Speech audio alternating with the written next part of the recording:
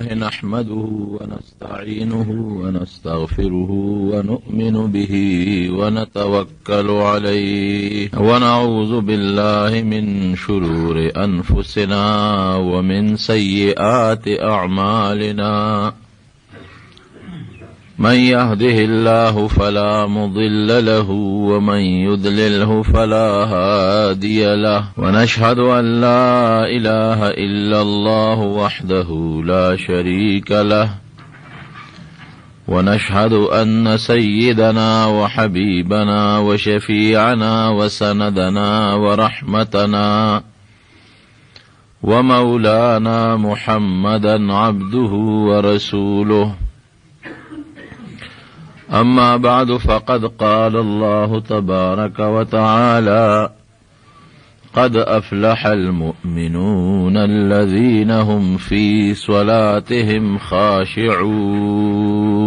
د مانځه متعلق خبرم شروع کړې وه چې مونځ ډېر لوی اهمیت لري او د هغې دپاره د الله ذوالجلال په دربار کې په هغه طریقه حاضري پکار ده کومه طریقه چې مونږ ته رسول الله مبارک ښودلې ده. بیا د اودس د پاکوالي د تیمم دارنګې د غسل او د اذان متعلق څه بعضې مسلې من تیر شو جمعو کې درته بیان کړي دي. نن به د مانځه متعلق یو اسانه غوندې خبره تاسو ته وکړم چې کومه طریقه باندې نبی کریم صلی الله علیه وسلم منځ کړی دی. رونو دا یو سوچ پکار دی چې دا منځ د الله ذوالجلال په دربار کې زمونږ دپاره یو رازداري ده او بیا که سړی سوچ وکړي نو دا د خدای پاک یو ډېر لوی فضل او کرم دی. الله ته ودرېدل دي او د خدای په کور کې ودرېدل دي. چې الله ته د الله په کور کې یو سړی ودرېږي ډېر انسانان داسې دي چې د هغې مونځ په نصیب نه بانګ وایي مانځله نه راځي د جمعې ورځې مانځله نه راځي هغې د الله د دې فضل نه محروموي او الحمدلله چې کم مسلمانان بانګ واوري او دې مانځله راشي د الله هغه عظیم فضل پرې راغی د خدای رحمت پرې راغی دی خدای گویا کې د خپل کور ته راوبلو. حضرت عطا یو سړی تیر شوی دی یو ډېر لوی محدث او یو صوفي انسان تیر شوی دی هغه یو وینځه واغېشته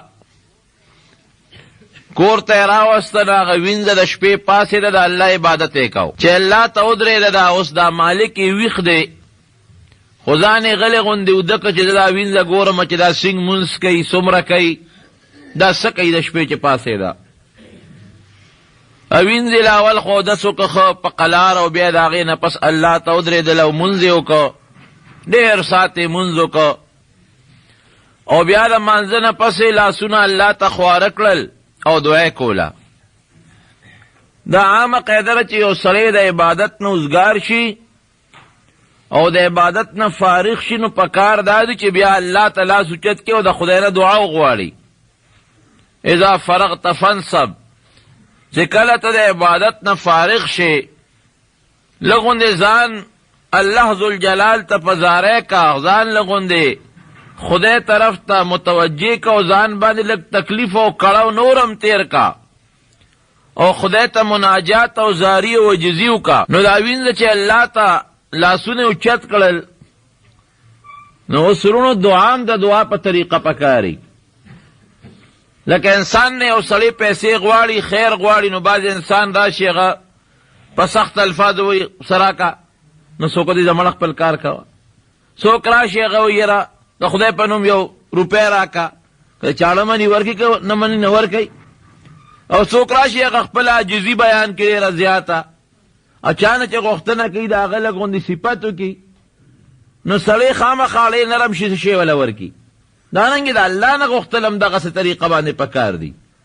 د خدای نه چې کله ته غوښتنه کوې په داسې طریقه به د الله نه غوښتنه کوې چې د خدای به لږ صفت وکړې او خپل ځان به عاجزي ښکاره کړې او د الله او د خپل ځان منځ کې او رابطه به هم جوړه کړې.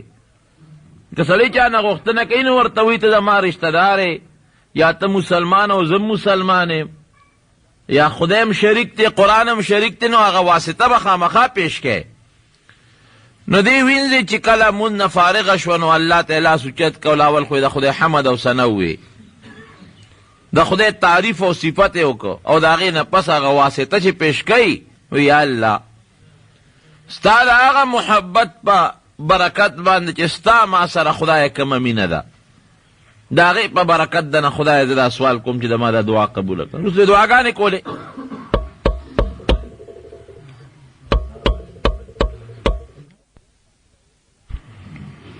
نو خدای پاک ته وایي چې یا الله ستا د هغه محبت په برکت چې الله ستا ما سره دی، زه ما دا دعا قبوله کړو. پسې دعا ووایي.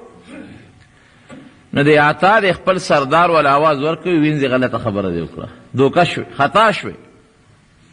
وی ولې خطا شوم؟ وی ته د الفاظو ته سوچ وکړه، تاسو وی تا خو دا وی چې خدای ستا د هغه محبت په برکت چې ستا ما سره دی، تا ته څه پته لګي چې تا سره د خدای مینه شته او که نشته؟ داسې ووایه چې خدای زما د هغې محبت د برکت نه چې د ما تا سره دی. اوس هر چا ته خپله مینه معلوم وي، د بل خو ته نه معلومه. زما ستا سره مینه دا ما ته معلومه ده، او ستا مینه ما ته اس پته نه لګي چې ستا ما سره محبت او مینه شته او که نشته. وی غلط دی. وی تعالی داسې پکارو چې یا الله د هغې مینې د برکت نه چې کم محبت او مینه د ما په زړه کې تا سره ده، د هغې د برکته دا دعا قبول. داسې مه وایه چې خدای ستا د مینې د برکته. ستا به خدای سره مینې څه پته لګي د الله سره شته که نشته؟ او وینځه ورته وایي ما ټیک ویلي دي. وی څنګه ټیک ویلي دي؟ تا ته څه پته لګي چې د خدای تا سره مینه شته که نشته؟ وی که د الله ما سره مینه نه وی نو په دې نیمه شپه به یې ځان ته نه ودرولم، لکه ستا غوندې به یې د کټ کې زه موده کړی وم او بس خوبونه ومې کول. خو د خدای ما سره مینه ده نو دا زړه کې راله د خپل محبت او د دې مونځ محبت اچولی دی، په دا نیمه شپه کې راته دا خوب بدي که، د خوب نه راله نفرت پیدا که او ځان سره راله محبت پیدا که، ځکه خو زه پاسېدم او دس مې وکړه په یې خوب او خدای ته ودرېدم. نو واقعي چې یو سړی منزله راغی که نه او دی خدای ته ودرېد، دی دې پوه شي چې د الله ما سره محبت او مینه شته، ځکه خو یې دې کور ته راوستم او ځان ته یې ودرولم که نه.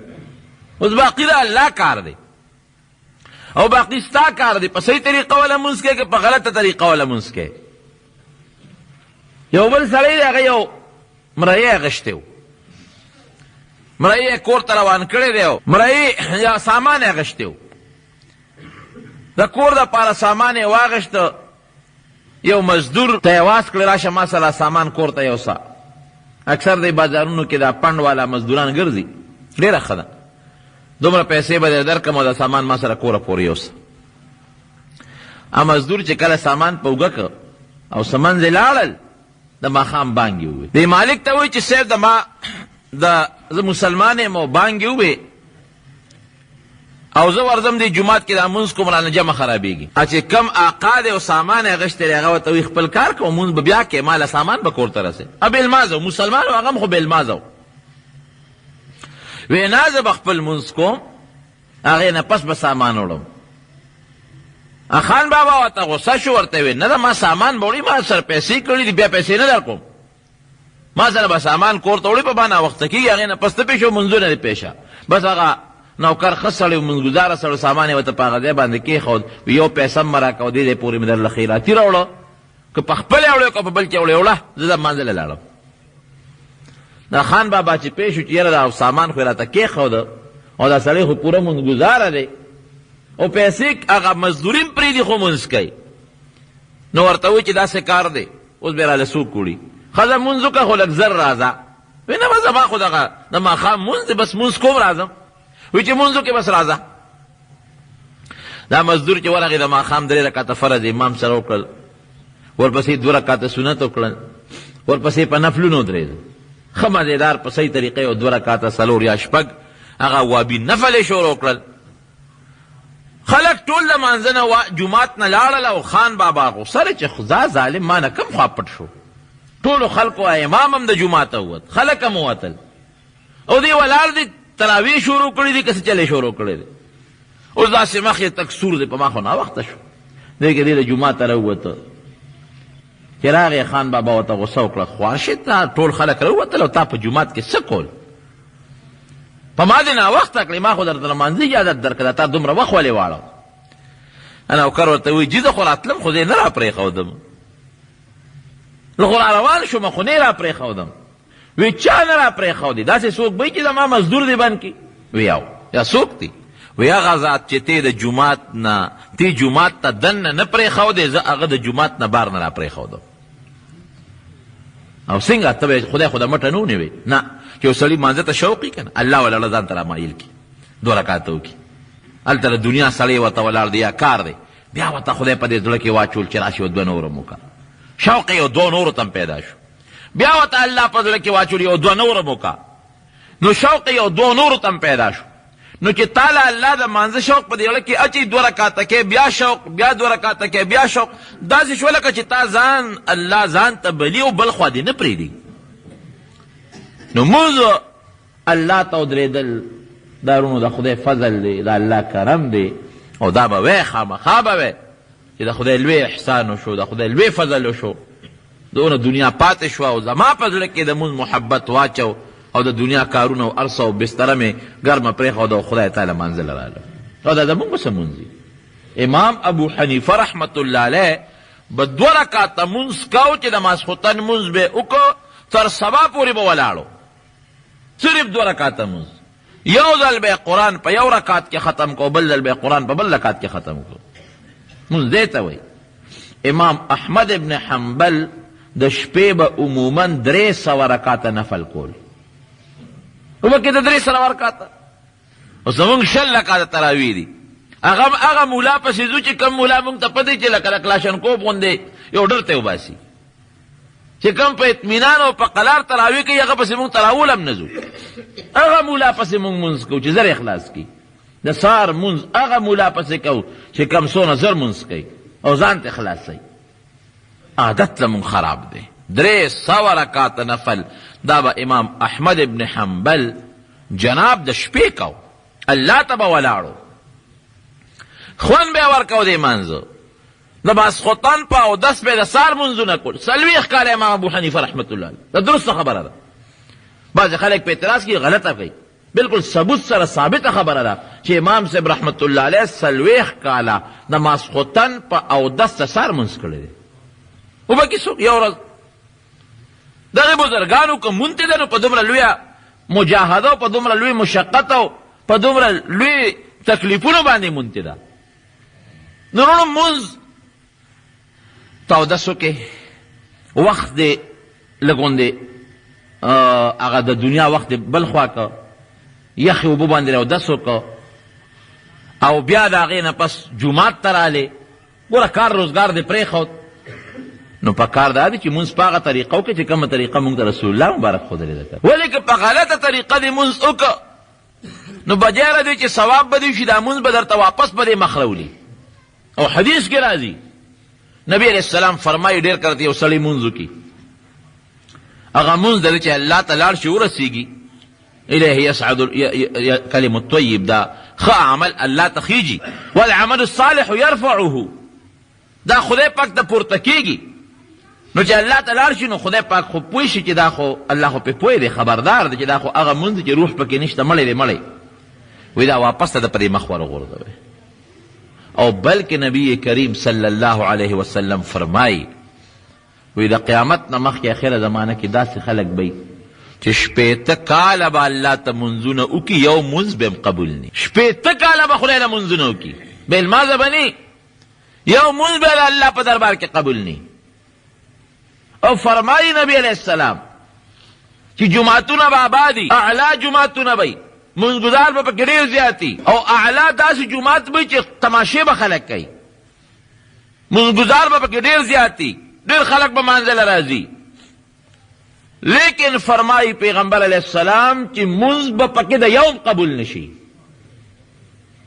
تاسو وګورئ نن په دې پېښور کې د کلو کې څونه اعلی جماعتونه جوړېږي هماغه پیشنګویي ده او دې مشرانو نه تپوسو کې دومره منځګزار مخکې مانځه کې لکه اوس چې څومره دي نه پخوا خلکو دومره منځ نه کوه لکه اوس چې څونه منځونه کوي لیکن حقیقت باندې که موږ سوچ وکړو د نبي علیه السلام وینا ده بس خدای دې منځ قبول کړي نو او فرمای نبی علیہ السلام ګوره دا غي الفاظ دي که رکوع صحیح کی سجده به خرابوي که سجده درست وکړي رکوع به خرابوي که رکوع سجده دواړه ټیک وکړي نو جلسه او قومه به خرابوي او چې کله سلام وګرځي دا پته به ورته ولګي چې څلور مې وکړل که درې مې وکړل دوه مې وکړل که درې مې وکړل دا معلومات به ورته ونه شي یاره تاسو سوچو کې پیغمبر علیه السلام چې څه وینا کړې ده حقیقت دی که نه دی بلکل حقیقت صحیح طریقه باندې مونځ څوک کوي مونځ هغه مونځ دی چې کوم مونځ کې ستا توجه رب العالمین ته وي ته وایې زه خدای ته ولاړ یم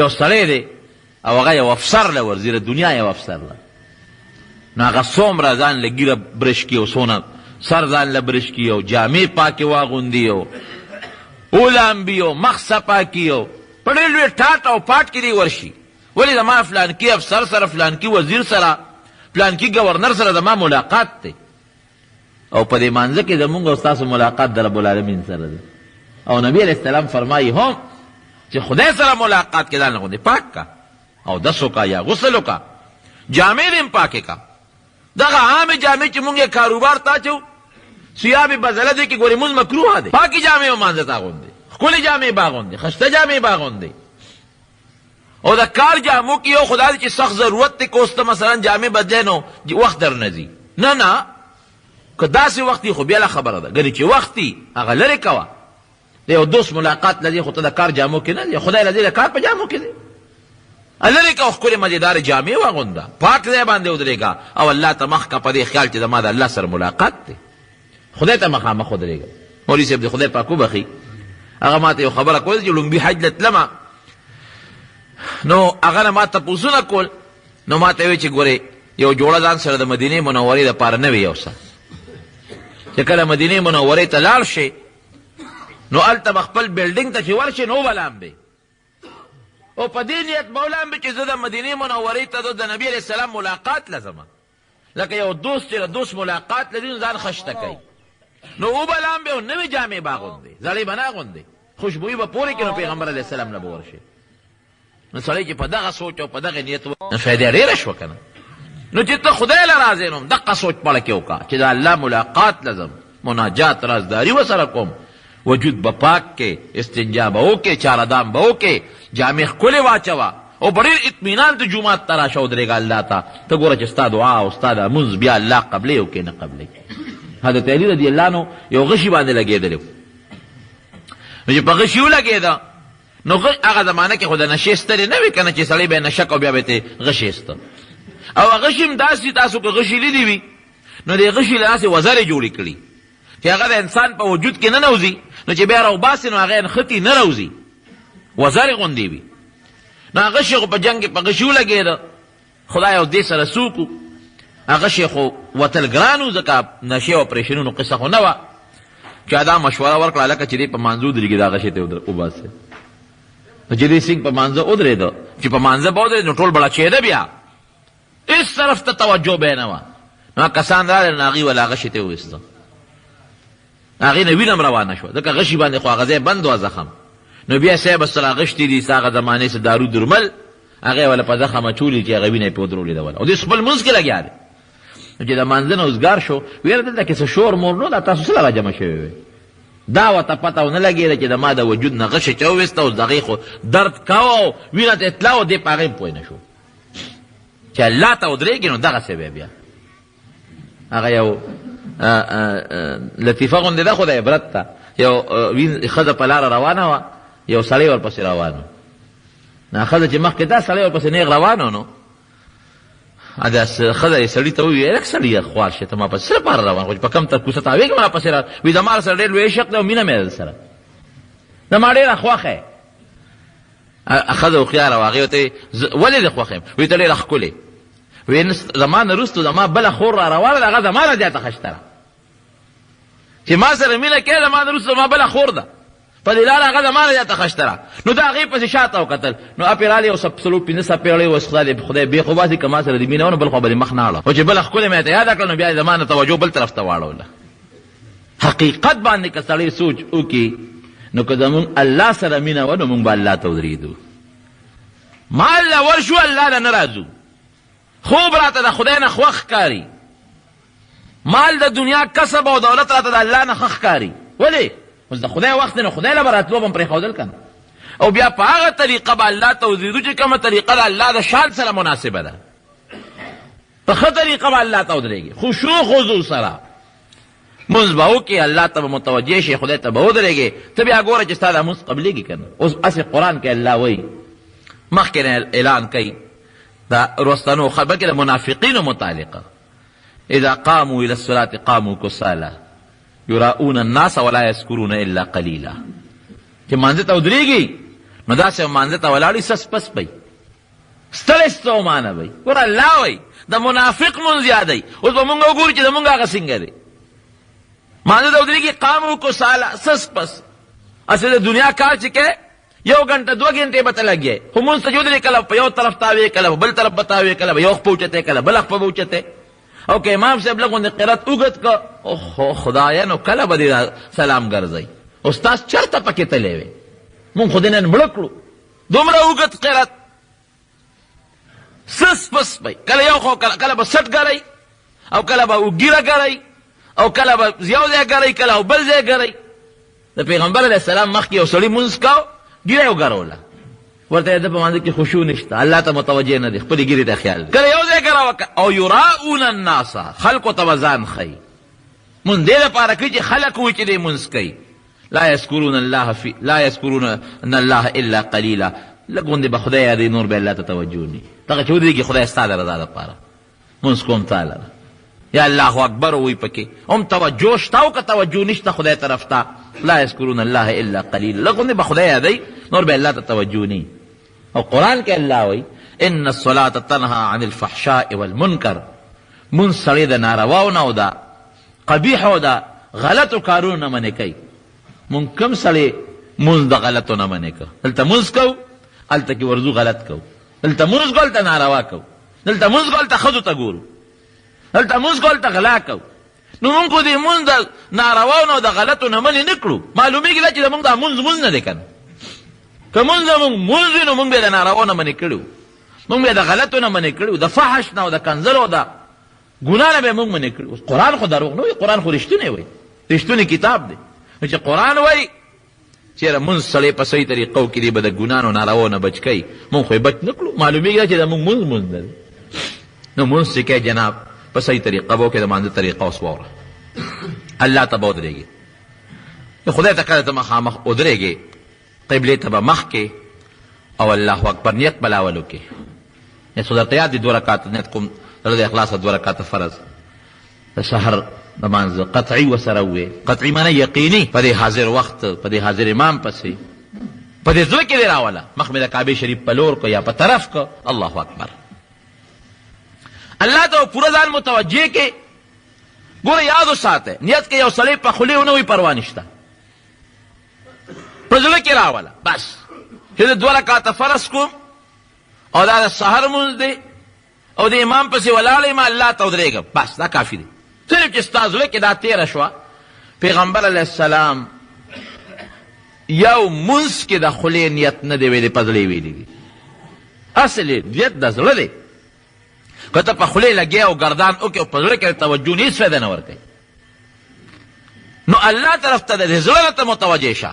ماسپښین مونځ کې دا اړه کې راوله چې 4 رکعاته فرض د ماسپښین الله ته کومه، او دا مې امام د امام پسې ولاړ یم، او دا حاضر وخت دی، بس زړه کې راوله. کعبې شریفې ته مې مخ دی، هسې زړه کې راوله، په خولې اړو غږ هم مه کوه.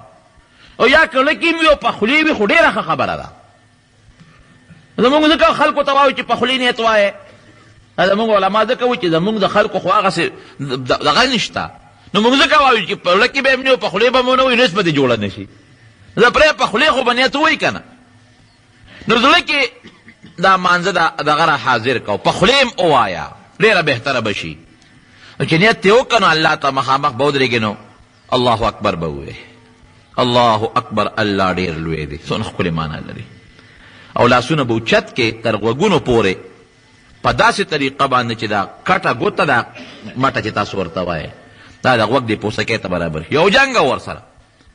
او یا که لرې مي خو چې د غوږ پوسکۍ ته ستا دا مټۍ ګوته برابر شي، د نبی کریم صلی الله علیه وسلم د مانځه متعلق راځي فرمایي چې نبی علیه السلام به ګوتې اوچتې کړې نو دا دې غټه ګوته به د غوږ د پوسکۍ ته برابر وه او دا څلور ګوتې چې دا کومې اوږدې دي دا به د غوږ د سرونو ته مخامخ وي او د لاس دا چې کوم مړوند دا به اوږې ته مخامخ و نو یا دې غوږ پورې ګوتې وجنګوه که نه جنګې خیر دی که لرې بې پروا نشته خو چې پوسکۍ ته ستا دا مټی ګوته برابري او لاسونه به ګورې قبلې ته مخامخ کړي ډېر خلک چې مونځ کوي داسې ودرېږي بلکې بعضې خلک پکې داسې کړي دا تلې دې مخ ته را مخامخ کړي نه دا به نه کوي قبلې ته بالکل لاس مخامخ کړي د پیغمبر علیه السلام طریقه خو همدغه ده داسې به نه کوي بعضې خلک غوږونه ونیسي لکه څنګه چې په مانځه کې سړی غوږ نیسي او یا ډېر خلک دغه خو ډېر خلک کوي چې دا د لاس تلي دې مخ ته را مخامخ کړي نه تلي به بالکل قبلې ته مخامخ کړي دا ورغوی چې دی او حکمت پکې څه دی په دې لاس پورته کولو کې دې کې دې ته اشاره ده چې خدای د ټولې دنیا نه ګورې زه ویزار یم دې وخت تا ته متوجه ولاړ یم لکه یو سړی چاته ودرېږي او هر څه پرېږدي نو د هر لاسونه هسې کړي چې خدای هر څه مې شاته بس وغورځول لاس مې اوچت کړل د هر څه نه تبریه کوم بس دې وخت کې زه یو تا ته الله ولاړ یم او د توبې یو شکل هم دی دا لکه پښتو کې چې پښتانه چې توبه وباسي نو غوږ له ګوتې یوسي نو دغه رنګې دا هم تا دې غوږونو له ګوتې یوړې یو خو د توبه وویسته د ګناه نه بل د خدای لویۍ ته اشارت شو بل دا غوږ لاس وړل د دنیا د هر څه نه ځان پاکوالی شو هر څه شاته غورځول شو دا لاس به اوچت کې الله اکبر به ووایې د خدای د لویوالي الله ډېر لوی دی بیا به لاسونه راواخلې او په دې نامه د پاسه به وتړئ خو په نامه د پاسه تړلو مستحبه طریقه رونو دا ده چې دا مټی ګوته د ګس لاسه دا په دې نوم د پاسه راولي د ګس لاس دا مټی ګوته او دا باقي لاس به د نوم نه لاندې کې یعنی د لاس څه حسابه په نوم راشي او د لاس څه حسابه د نوم نه لاندې شي او دا تلې به د ګس لاس د تلي د پاسه راولي د ښي لاس تلې او دا دوه ګوتې چې کومې دي قچی ګوته او مټی ګوته دا به د دې ګړۍ په ځای د دې مړوند نه راتاو کې او دا درې ګوتې او په دې لیچه د پاسه اوږدې کې لکه یو حدیث کې راځي چې نبي علیه السلام په نامه لاس تړه بل صحابي وایي د نامه نه به یې لاس لاندې نو موږ وایو چې بس نیم لاس په نامه کې د نیم لاندې که دواړه خبرې جوړې شوې او بل حدیث کې راځي چې پیغمبر صاحب به دا ورغوي د ورغوي د پاسه تلي د تلي د پاسه او داسې حلقه به یې جوړه کړې وه دا یو ګوته دا دواړه ګوتې ترې راتاو کا او حدیث کې راځي چې د نبي علیه السلام دا ګوتې به په دې سنګل د پاسه خورې وې ګوره په ټولو باندې عمل راغی نو په داسې طریقه به کې بعضې څوک یې په خېټه لاسونه کېدي څوک لاسونه په دلته ونیسي نه ګوره هغه طریقه باندې مونځ وکړه چې کومه طریقه مونږ ته نبي کریم صلی الله علیه وسلم ښودلې ده نو کار به جوړ شي نو بېځایه طریقه باندې چې دا مونږ بعضې خلک وایي که نه د بانډو کې د جمعې مونځ زمونږ د امام صاحب په مذهب نه کېږي نو ما له یو سړی مولانا اشرف علي تانوي رحمت الله علیه لیکلي ما هغه واقعه ورته بیان کړه مولانا اشرف علي صاحب لیکلي دي چې وایي ما نه یو سړي تپوس وکړې مولانا اشرف علي صاحب وایي چېرې بانډه کې د امام صاحب په مذهب د جمعې مونځ کېږي وایي ما ورته وایي چې نه نو هغه ما ته وایي روان شو زه یاره د نه کولو نه خو کول ښه دي که نه مونږ بیا پکې کوو باندې خلکو د جمعې مونځ پې نشته نو دا نه کولو نه کول ښه دي مونږ بیا پکې کوو وی ما ورته اشاره وکړو چې دا خو قمقل دی ساده دی پوه نه شو وی ما ورته وی چې حج کم ځای کې کېږي تا باندې حج فرض دی وی ما ته وی چې نه په ما خو حج نه دی فرض مې چې ولې وی چې زه غریب سړی یم او حج له خو مکې مکرمې مدینې منورې ته ځې وی ما ورته چې په دیني کې مونځ کوه حج کوه که نه دیني کې یو کوټه وګوره طواف ته کوه دلته حج کوه وی ما ته وی چې په ما فرض نه دی او دا خو په مکه او مدینه کې د حج تعلق خو مکې مکرمې سره دی وی ما چې نه کوله خو نه خو کول ښه دي په دې دیني کې کوه که نه ته خو عزم چې نه کولو نه کول ښه دي نو دیني کې کوه که نه نو خبره دا ده چې د نه کولو نه کول ښه دي خو په هغه طریقه چې کومه طریقه ته پیغمبر علیه السلام ښودلې ده داسې طریقه به نیستې ما ځان رسول اسوات کړی خپل ځان ته واچولو تا ته مې ځان وتړو خدای ستا اختیار دی چې ما سره څه کې کوه نو بیا به سبحانک اللهم وبحمدک شروع کی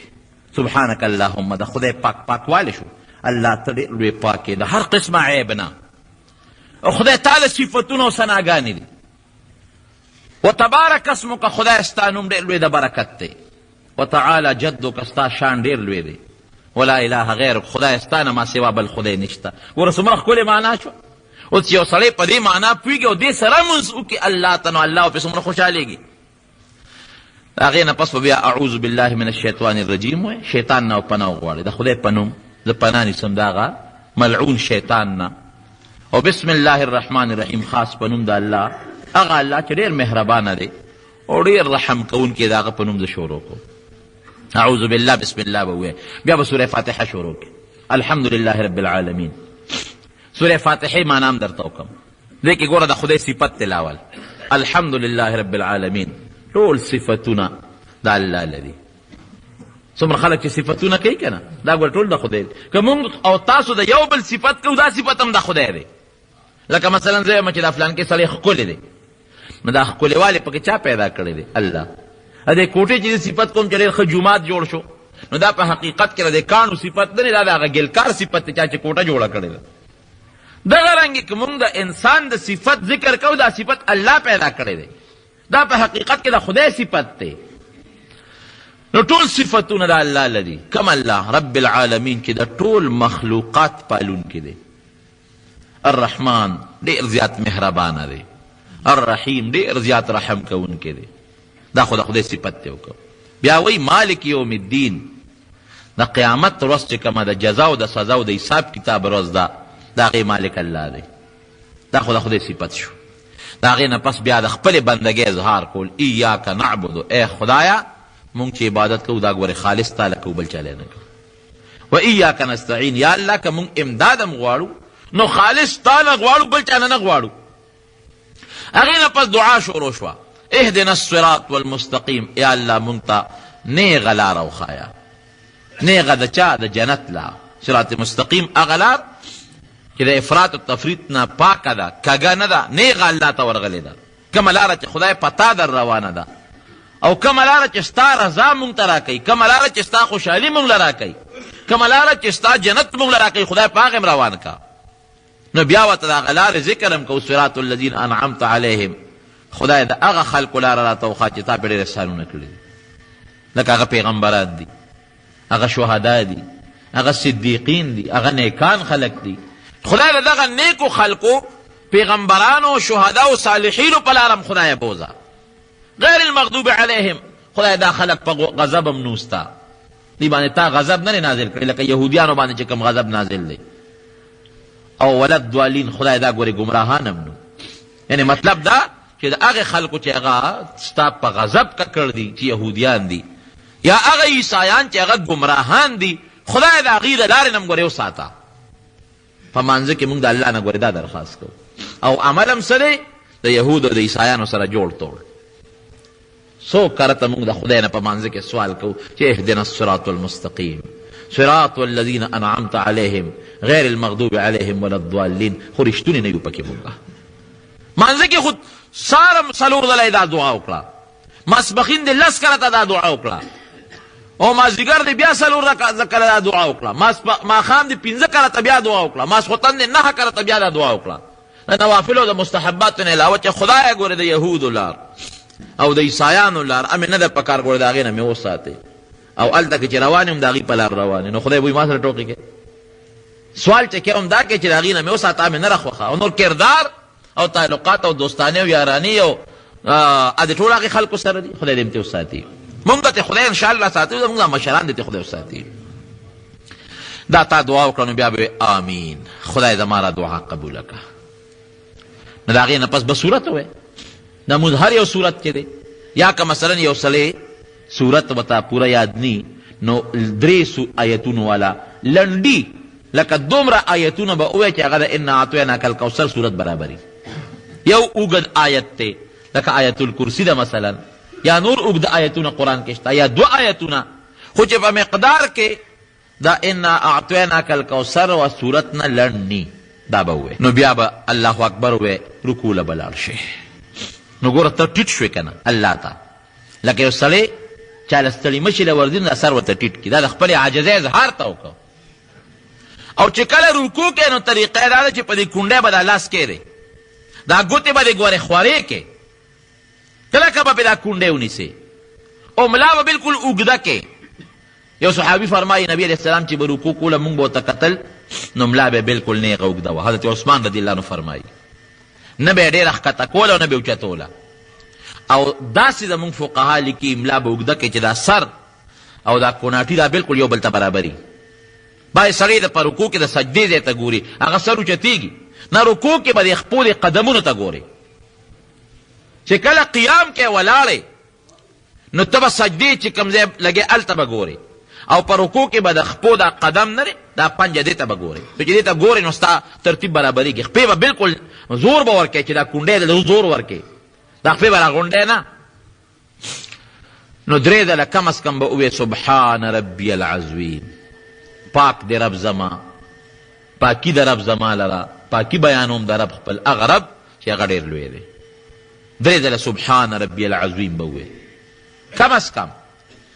او امام به درې ځله وایي، زیات به نه وایي، لکه په قوم کې بیماران هم شته، بوډاګان هم پکې شته. او کم سړی چې امام پسې ولاړ دی یا ځان لمونځ کوي هغه د درې ځله وایي، 15 کرته دی وایي، 9 کرته، ناتکې 9 کرته، 11 کرته. صحابه فرمایي چې نبی علیہ السلام با سبحان ربي العظیم دومره کرته وی چې مونږ به وایي چې هیر شو تیرا مونځ، دومره به نبی علیہ السلام په رکوع کې ولاړ به. دا صرف چې کوم امام دی درې ځله به وایي سبحان ربي العظیم. ګوره اطمینان سره مونږ یې په منډه وایو، هېڅ باندې پوه نه شو. پاکي بیانوم د رب خپل هغه رب چې هغه لوی دی. درې ځله کم از کم. او که امام پسې ولاړې امام اوږد کړه نو ته زیات ووایه، 15 اوه کرته ووایه. ځان لمونځ کې څومره چې زیات ویلی شي ووایه. د هغې نه پس به بیا سمع الله لمن حمده به ووایې چې هغه څوک چې الله له صفت کوي خدای پاک هغه اوري. ربنا لك الحمد، ای زمونږ ربه تا له ثنا ده، د خدای صفت دی. او که څوک ربنا ولك الحمد وایي دا هم صحیح ده. که څوک اللهم ربنا ولك الحمد وایي دا هم صحیح ده. حدیثو کې ټول راغلي دي. خو موږ د عوامو ته د اسانتیا دپاره دا و چې ربنا لك الحمد، ای ربه زمونږ تا له ثنا ده. دا به ګورې بالکل چې ملا نیغه کې دا به ووایې ربنا لك الحمد. بعضې خلک یې که نه قومه بالکل نه کوي، خو چې رکوع نه پورته شي لا ملا نیغوي نه او نیغ سجدې له دال شي. ملا به بالکل نیغه کې، که ملا دې نیغه نه کړه او قومه دې ونه کړه نو مونځ لا برباد شو، هسې ځان وکړو. امام ابو یوسف رحمت الله علیه او امام احمد ابن حنبل، امام شافعی صاحب او امام مالک صاحب خو چې بالکل مونځ ونه شو. او امام ابو حنیفه رحمت الله علیه بیا مو چې واجب پاتې شو. نو چې واجب پاتې شو نو د واجب حکم تقریبا د فرض دی، خو مونځ لا برباد شو. یو صحابي راغی جومات کې مونځ وکړه، نبي علیه السلام له راغی سلام یې پرې واچو، پیغمبر ته ارجع فصل فانک لم تصلي، دا پاسه مونځ وکړه، مونځ نه دی کړی. بیا لاړ مونځ یې وکړه، بیا راغی وی السلام علیکم، نبي صلی بیا فرمایي وی ارجع، دا واپس مونځ وکړه فانک لم تصلي، تا مونځ نه دی کړی. هغه بیا لاړ مونځ یې وکړه، بیا راغی وی السلام علیکم، وی واپس مونځ وکړه، مونځ نه دی کړی. د خدای رسول وی ما ته خو دقه مونځ یاد دی، ما له خو بل چل نه راځي.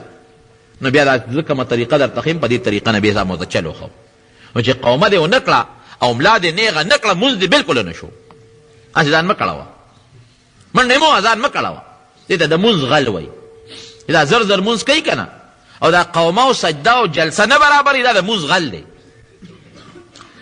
نو ښه به برابر ملا نیغه که، د یو تسبیح په اندازه خو به خامخا ملا نیغه، دومره به نیغه چې ملا نیغه کې او د هغې نه پس وی ربنا لک الحمد بس.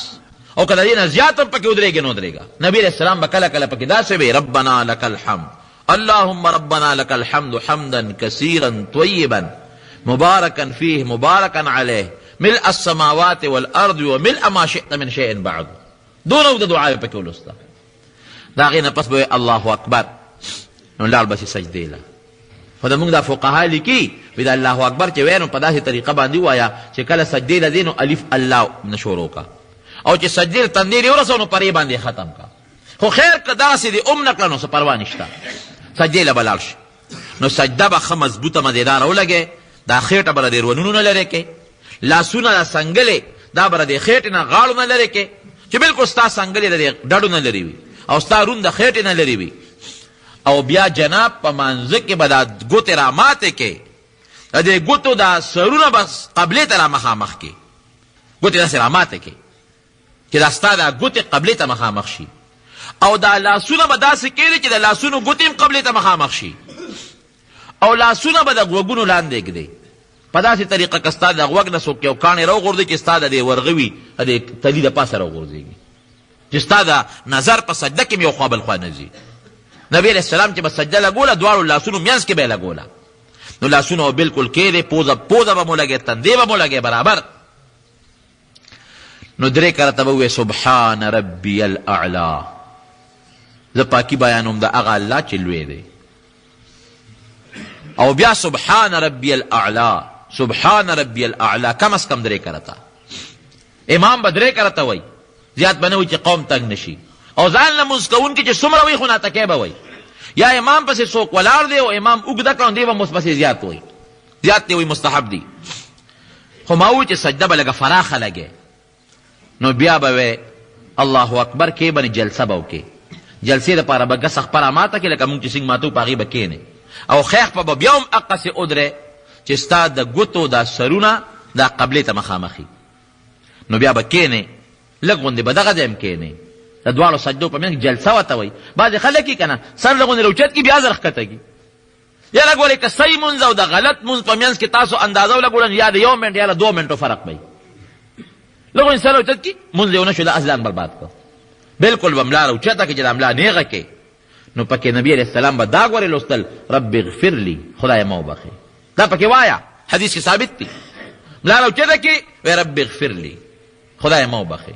بلکې نبی صاحب به داسې وی رب اغفر لی وارحمني واهدني لاحسن الاخلاق لا يهدي لاحسنها الا انت. دا الفاظ پکې نبی صاحب خدا علماوی په نفلو کې وایا، سنتو کې وایا، فرضو کې خیر چې څومره مختصري نو خبره ده.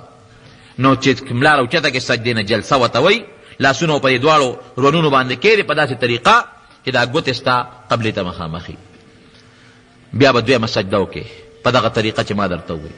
نو بیا به پاسې الله اکبر چې ووایې نو نیغ به دویم رکعت ته پاسې. دا سجده چې تا ولګوله دا تا پوزه خدای ته راښکه. لکه یو سړی څوک راونیسي وي شا به پوزه راکاږه، ته وایې ما به 20 ټوټې کې خو پوزه به راته رانه کاږم. او دا سجدې دا حیثیت دی لکه چې تا دا خپله پوزه الله ته راښکه. نو ګوره چې یو سړی دا تصور وکړي چې یا الله ما راته ګوره ځان ټیټ کړ، لکه سړی د عاجزۍ اظهار وکړي او بیا په سجده باندې پرېوځي وي یا الله هغه خاوره چې که مې څوک مړ کړي که نه دا تندې به ورته ونه لګوم، دا پوزه به رانه کاږم، خو خدایه تا ته زه خامخا راکاږم. یو ځل ولګوله بیا دې سر اوچت کوي خدای بیا درته را پوزه راکاږم. په دې طریقه چې ته رامونځ کوې نو الله به پې څومره خوشحالېږي. دوه سجدې به وکړې نو بیا به پاسې الله اکبر به ووایې نیغ به ودرېږي دویم رکعت ته. اوس دویم رکعت چې کله شروع کې نو بیا به سبحانک اللهم نه وی، اعوذ بالله ته ضرورت نشته، صرف بسم الله الرحمن الرحیم نه به شروع کې. سورت به ووایې، ورپسې به پټ امین ووایې، ورپسې به فاتحه به ووایې، بیا امین به ووایې، بیا به سورت ورپسې ووایې. بیا هم دغه طریقه ده چې رکوع له به لاړ شي خو قومه به پکې برابر کې، د رکوع نه پاسېدو کې سجده به وکړي، سجدو منځ کې جلسه ده به برابر کې. نو بیا په دویم رکعت کېنې نو التحیاتو به شروع کې، او په دویم رکعت به همداسې کېنې لکه مونږ چې دا دو سجدو منځ کې کېنو، ګس خپه به نماته کې په هغې به کېنې، خیخ په به ودرې. التحیات لله، زمونږ د خولې عبادتونه ټول د الله دپاره دي چې په خولې لګیا یو، بل چاله نه کوو. والصلوات، او د مونږ دا چې کوم بدني عبادتونه دي دا هم خدای تعالی کوو. والطیبات، خدای که مونږ مالی عبادت کوو نو دا هم تعالی کوو. نو بیا به د دې مونځ چې نبی علیہ السلام باندې کله په معراج کې فرض کېدل نو هغه کلمات به لغوندې وویلی شي، ځکه دغه وخت کې دا مونځ فرض شوی دی نو د خدای او د پیغمبر علیه السلام په منځ کې چې دا کم الفاظ د هغه حکایت ته دا به ووایي. نو معراج کې نبی علیہ السلام له چې خدای 5 مونځونه ورکړل، التحیات لله والصلوات والطیبات، دا یو هرکلی یې پیش کړه، تا ډالۍ سره راوړې ده، ته تحفه دې راوړې ده. نو نبی علیہ السلام ورته دا تحفه یاد کړه، التحیات لله والصلوات والطیبات، خدای ما دا عاجزي ده راوړې ده، دا قولی او بدني او دا مالی عبادتونه مې خدای تعالی راوړي. نو الله ذوالجلال سلام واچو، السلام علیک ایها النبی، اے پیغمبره پتا دې سلامتیا وي، السلام علیک ایها النبی ورحمت الله وبرکاته، دا خدای رحمتونه او دا خدای برکتونه تا باندې نازل شي. نبی علیہ السلام بیا خو خيار ډېر زیات کنه، السلام علینا وعلى عباد الله الصالحین. نو علیمنا دا چې په مونږ د سلامي، او په نیکانو بندگانو دې سلامي. نو زمونږ د علما لیکي چې دا نیکان بندگان ځان لکړل او علینا یې ووي په مونږ وی دې ځان سره دا ګناهګار ملګري کړل چې ما باندې او زما په ګناهګار امت سلامي او ستا په نیکانو بندگانو دې سلامي. بیا به د خدای د وحدانیت اقرار وکړي اشهد ان لا اله الا الله، زه ګواهي کوم چې د عبادت لایق ما سوا د خدای نه بل څوک نشته، واشهد ان محمدا عبده ورسوله، دې خبرې م ګواهي کوم چې محمد صلی الله علیه وسلم د خدای بنده د خدای رسول دی. نو که څلور رکعتیز مونځ یا درې رکعتې دي نو بیا پاسه الله اکبر به وي، درېم رکعت به وکړي، درېم به تش کې تش دا معنا چې صرف فاتحه به لولي صورت به نه لولي، آمین پورې به وي.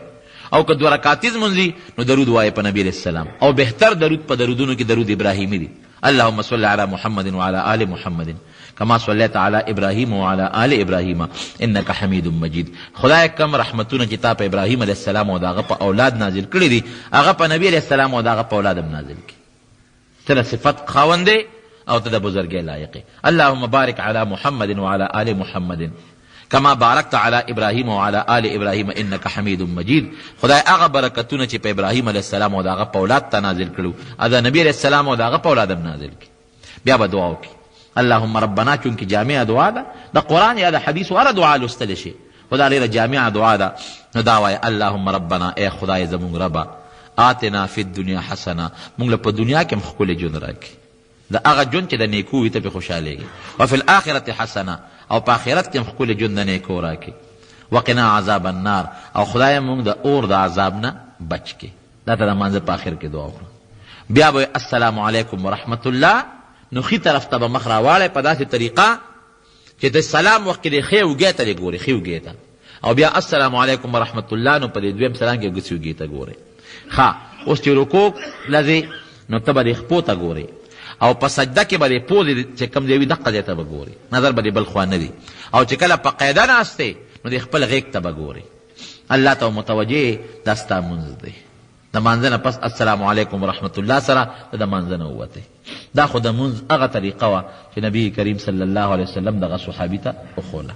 خو لنډه خبره دا درونو چې په مانځه کې ما درته ووي الله ته متوجه ودرېدل پکار دی، دا تصور قایمول پکار دی چې دا زما او د خدای منځ کې ملاقات دی، زما او د خدای په منځ کې دا رب یو ربط دی، یو نسبت دی، او خدای ته پوره متوجه کېدل پکار دی. د دې وجې نه رونو دا مونځ زمونږ د مسلمان د اتفاق یو لویه نښه ده. ټول مسلمانان وره خدای خو هر طرف ته دی، اینما تولوا فثم وجه الله، که قبلې ته مخکې او که دې خوا مخکې هر طرف ته د خدای رحمتونه الله متوجه دی تا ته. لیکن ټول خلک به قبلې ته ولې مخ کوي چې د ټولو مسلمانانو یو وحدتي، یو اتفاقي، یو اتحادي. یو بله خبره درته کوم هغه لږ واورئ، بل دا عذر چینی لکه باد شو، باران شو، یا دشمن یره شوه، بعضې سړي دشمن یری یاسي نو په کور به مونځ نه کوي، جومات ته مانځله به راځي. پیغمبر علیہ السلام فرمائی لا صلاة لجار المسجد الا فی المسجد. کم سړی چې هغه د جومات ګاونډي دی، جومات ته راتلی شي او بیا هم د جومات ته مانځله نه راځي او کور مونځ کوي، ولې مونځ یې ونه شو، دی به خامخا جومات ته راځي. او بل حدیث کې راځي چې کم سړی 20 مونځونه ځان له وکړي، یو مونځ د جمع وکړي، دا برابر دی. او یو بل حدیث کې راځي پیغمبر علیہ السلام فرمایي ویړه مې کېږي چې یو صحابي مخکې کوم مانځه ته او اقامت والا ته چې اقامت شروع کا او ځان سره یو څو ماشومان الکان واخلم او په دې کورونو وګورم چې کم خلک جمع له نه راغلي چې دا کورونه پې وسوځوم. نو جمع له راتلل دا جمع زمونږ امام ابو حنیفه رحمت الله دوه قوله دي، یو کې سنت مؤکده مشهور ده، خو بل قول کې ګوره د واجباتو نه حسابوي. بل جمع کې چې ودرېږي یو بل سره متصل به ودرېږي، یو بل سره بعضې خلک یو بل نه لرې لرې ودرېږي، دا ګورې ګناه ده. پیغمبر علیه السلام باقاعده اواز کو اتموا صفوفکم، صفونه برابر کې، سووا صفوفکم، صفونه نیخ کې، او حازوا بین الاعناق، دا سټونه یو بل سره برابر کې، او دا اوږې یو بل سره وجنګوي، او دا منځ کې چې دا کم خالی دی دا ډک کې. او دا به فرمایل یو څو څپلې ته وکړه کې، او دا به فرمایل نبی علیہ السلام چې مخکې صفونه پوره کې، بیا دویم بیا دریم بیا چې څه کموالی هغه په آخري صفونو کې پرېږدي. نو کوشش پکار دی چې مخکې صفونه دا برابري او صفونه نیغول پکاري. بلکې یو حدیث کې راځي نبی علیہ السلام او فرمایل وی صفونه نیغ کې، ګورې که صفونه نیغ نه کړل نو الله به ستاسو مخونه کاږه کي، که صفونه نیغ نه کړل بل حدیث ستاسو په زړونو کې به خدای یو بل سره دشمني پیدا کي. نو دی وجه نه صفونه نیغول پکار دی، یو بل ته کتل پکار دی، او جخت به ودرېږي، یو بل نه لرې به نه ودرېږي، او ماشومان رستو کول پکاري. ماشوم صف کې مخکې ودرول دا نی پکار، ماشومان له پکار چې هغه رستو ودرېږي. دا خو څه مختصر غوندې د مانځه متعلق بیان مې درته وکړه په دې خیال چې دا مونځ زموږ یو اهم عبادت دی، او دا په داسې طریقو شي چې د قبولیت درجې ته ورسېږي. که یو بنده یو جومات کې اودس وکړي او خپې پاتې شي، بل جومات ته لاړ شي، نو دی به څه کوي؟ نو ګوره که یو انسان اودس وکړي او یو اندام ته یېر شو، لکه مثلا د سر مسه ته یېره شوه، یا خپې ته یېرې شو، یا لاسونه ته یېر شو، نو که د دا باقي اندامونه اوچ شوي وي نو بیا به دوباره اودس کوي، او که باقي اندامونه لا اوچ نی او لامده وي نو هغه اندام چې ته یېر دی هغه دوباره ووینځي نو کار کېږي. لکه اودس یې وکړو او خپې ته اوچې پاتې شوې، چې وروسته جومات ته لاړو ویې کتل خپې اوچې دي خو مانه خپې یېرې شوې، نو او دې ګوري که دا مخ او لاسونه لامده دي لا اوچ شوي نه دي، نو ور دي چې صرف خپې دي ووینځي بس ټیک ته، او کنه دا نور اندامونه اوچ شوي دي بیا به سرې نه پوره اودس کوي. او یو سړي صدقې فطر نه دی ورکړی، بلکل اوس هم ورکولی شي، خو هغه ثواب یې نه کېږي کم ثواب چې هغه وخت کې و. دا راته ما مخکې ویلي. دا خو ما خبره کړې ده چې هغه چاله زکات ورکول پکار دي چې په هغه خپله زکات ورکول واجب ني. او یو سړي سرکاري ملازم دی، لاهور کې ملازمت کوي، د حکومت سره یې روژه نیولې ده، روژه خو د مونږ د حکومت یوه ده کې اوس خبره نشته دی. اختر له چاهې ته راغی، یو 2 ورځې مخکې راغی، او اختر دلته راغی، اختر د حکومت. نو دلته کې چې دلته به خلکو سره یو شان اختر به کوي، چې کوم ځای کې وي هغې ته دغه دی ورکوي اعتبار. ځمکه کې تریاک څه ته وایي؟ دا دغه ته وایي اپیم کرل او د هغې تجارت کول، دا منې دا حرام دي. دعا وکړئ رب العالمین زموږ په حال باندې رحم وکړي، آفات و بلیات و مصائب و مشکلاتو نه پام وکړي.